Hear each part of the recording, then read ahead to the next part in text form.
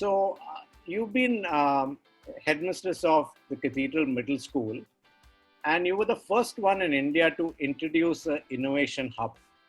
So, can you tell us a little bit about why you and Mrs. Isaac took the initiative to actually, introduce a hub, especially in the Cathedral Middle School? One is I found that the science that was being taught in the school, I mean, there was no technology per se being taught, and the science and the mathematics and everything else that was being taught in school was very bookish. So I wanted to bring it out of the textbook. I wanted to make science a real life experience for the children, and I conveyed this to Mrs. Isaacs. So she, of course, being the way she is, always so receptive, she told me, I mean, we really toyed with the idea for a very long time. She said, are they too small? I said, yes, because they are small, I want to catch them when they are at this age. No, I felt that if we could catch them young, if we could instill that curiosity about science, technology, engineering and mathematics at the age of 10 or 11, perhaps at least a few of them would show an inclination to do research work, to do invention um, at a later stage in life. That is not one aspect. The other aspect is the 20th including the innovation hub is very much a part of the four C's of the 21st century: skills that children need to grow up learning. That is, your communication, your critical thinking, and all those things. So this was a right place. This was just an amalgamation of everything. All right. It was experiential learning. It was lateral thinking. It was innovation, and what inspired me particularly is when you said that every child would be moving at his or her own pace, all right, and also that they would learn IoT, they would learn the Internet of Things, and also that they would unlearn and then learn. So that attracted me. So which means each child would be learning. The learning was going to be for life. When you learn something like that, invariably it's learning for life. So these are the many reasons why, and I thought that the age group is because children are absorbent, very absorbent by 10 and 13, 10, 12, 13. They are they have these impressionable minds, and they're open, they're willing to absorb, they're willing to explore. So I thought I should introduce it in the middle school. That is why I wanted to take the initiative. Yeah. What have the children learned in the hub so far? So they have learned a lot of hands-on activities in physics and in biology. They made things like roller coasters. They've used 3D printers extensively, and they've enjoyed doing things. They have made electricity generators. They've made chairs that is recycled from old bottles. All right. They've made school bags. They've made games which they love doing, absolutely love doing, and they did, of course. They designed a whole lot of things, and I think a lot of the so-called naughty children, I found that they were quite interested, and it later on, not all of them are academically. They're not the kind of children who get 100 out of 100 in math science in the regular examination. But I found them excelling in the hub. So obviously they were doing what they were interested. So my objective then was achieved, I thought. Yeah. So what have been the learning outcomes? The main thing is problem solving skills as they grow up. So learning something by doing teaches you to solve. If you have an issue, if you have a problem, because you know how a thing works, basically how a gadget works, or You know, um, they know how to do it. That's the science part of it. Also, along with this, they learned life skills because they were collaborating, they were doing teamwork, they were helping each other.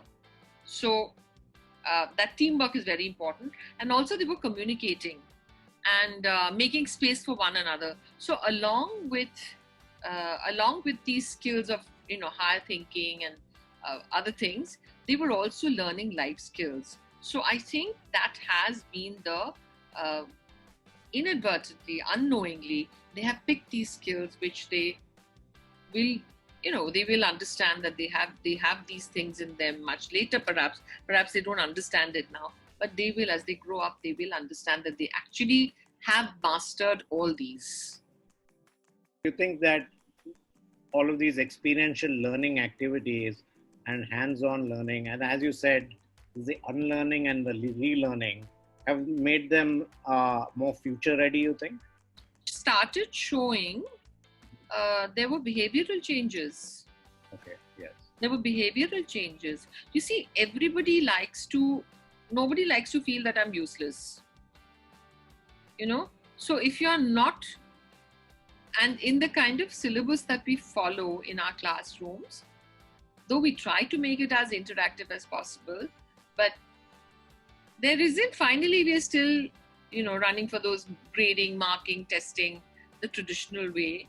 So sometimes there are some children who are not able to find that boring, and they are always judged on the basis of that. So once they excel in this aspect, at the innovation hub, I found there was a lot of maturity, there was a lot of calming down, and I think all that stems from better self-esteem.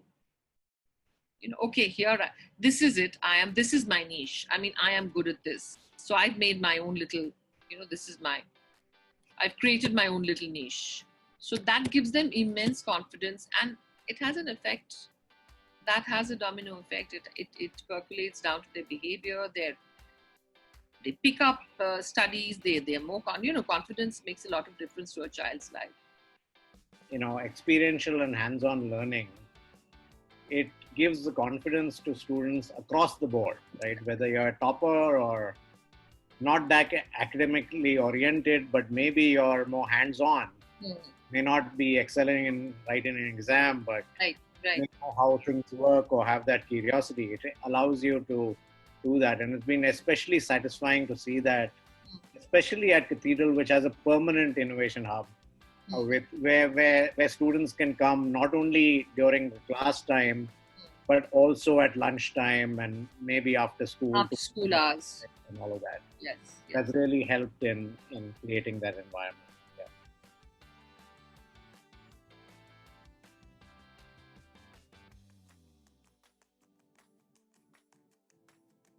They have participated and they have won in a few of them. And they have, and the thing is that they have given those extra hours to prepare for those competitions with a lot of, very joyfully. See, I feel that when you learn with happiness, when you learn with joy, when you learn with confidence, that is when the real learning happens. So if they have now coming second is it's not the main thing over here. All right, the fact that they were excited, they showed me the project, they were excited. This is what we did. This is what, and for the ones that they didn't win, they got, I think, the fourth rank. For one of them, they got a fourth rank. One, they got a first rank. It was okay, but I think the process was so enjoyable for them. They made new friends. They learned to, again, I repeat, they learned to work as a team, which is very important. A team is important because everybody, when you work in a team, everybody has their own little roles to play in the team. It's not that everybody does the same thing at the same time. So that is sort of an instilling of discipline. And how have parents responded to the hub? So, see, most of the parents, those who are those who take a lot of interest in their children's work on a day-to-day basis, they are very excited. And there are other parents who have a similar science kind of a computer science background. I mean, they are educated at the same. So those those parents are very excited. But yes, there is that other half that they're not apathetic. They feel it's a repetition. They don't really understand the finer differences between what is taught in grade 5 and grade 6. And so they feel it's a repetition of the same thing. They don't. So there are those people who don't appreciate. I think it's because they don't understand.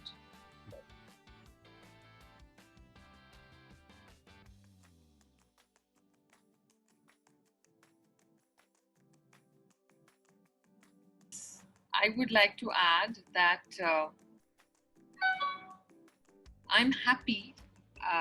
Initially, I was not very sure how the response to the, because it was a very novel idea, and I didn't know how the parents were going to take to it. While that sort of provides an atmosphere for every child to move in his or own direction,